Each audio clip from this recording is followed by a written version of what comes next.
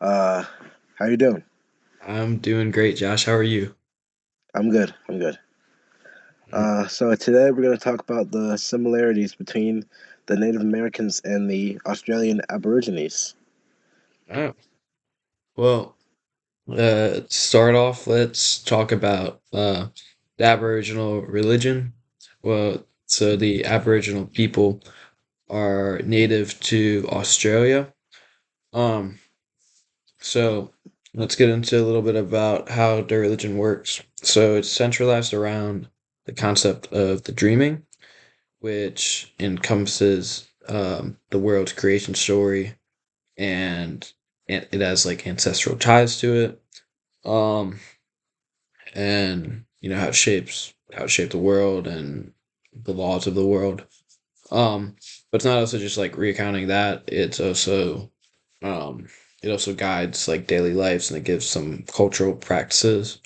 One of those kind of like how um the religion is centralized to the land of Australia. Um, they view the land as sacred and integral to their identity, and that they're born from the land because of the power of their ancestral spirits. Um, and so, like, they have their ancestors, and they're very tied to that, and especially their like ancestors, like past lives, um, because they think that their ancestors guide them in this life, um, because they believe in reincarnation. Um, and so yeah. And then one of the big things about it, about that is they're big on totem poles. Um, they'll depict their ancestors or animals, plants, natural figures, really, anything on those, and then they'll worship those as well. And they're big in their communities. So yeah. Yeah, thank you. I like that last part about the totems. It's similar to the Native Americans and their totems. I like that. Yep. Yep. So, how are the Aboriginals treated in Australia in the modern world today? So today, actually, to figure out that question, we have to go back 300 years or so to when Australia was started to be colonized. Um, the Europeans came in and they kind of started to like take the land from them and started to fight a little bit. Of course, the Aboriginal people, they didn't have guns or modern technology. Um, and the Europeans did. The Europeans had that, but they also had diseases that they brought from Europe that wiped out a huge amount of the population, much like what happened in the Americas. Um, and so as time went on, um, the Australians they started to, um, you know, group up the Aboriginal people and force them in the reservation, small plots, distance them from their own society. Um, and you can still see that in today's world, um, where you'll have some reservations and stuff like that for them. And they're just not that prominent in the community, in politics, in a lot of things. So they don't exactly have as much. Actually, they have very little of a voice today. How would you um how would you describe that in the U.S. with Native Americans? Well, the the Native Americans in America, they were exiled from their homelands.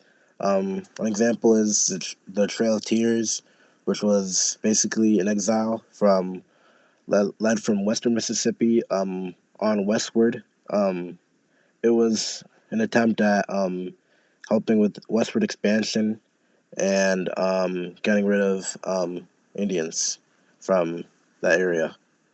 And similar to reservations nowadays, we have reservations in the U.S.